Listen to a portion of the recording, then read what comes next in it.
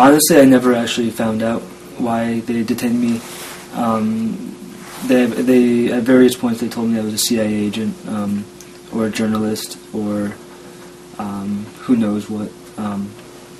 They had many theories. They probably thought I was an Israeli spy at some point.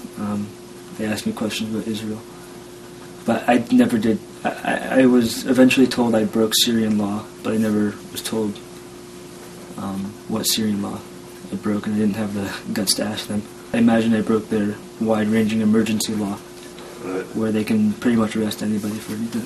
They did beat the prisoners pretty badly, and I did end up seeing blood after the fact, and did hear stories of electrocution.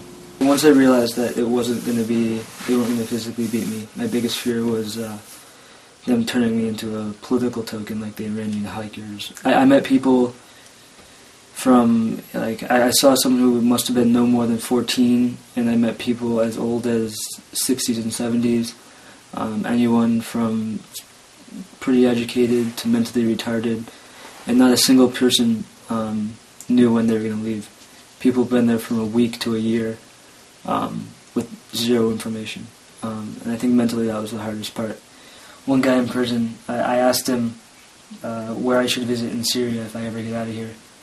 He said, "Doesn't really matter, everything's more beautiful when you have freedom," and so I'm definitely taking that to heart.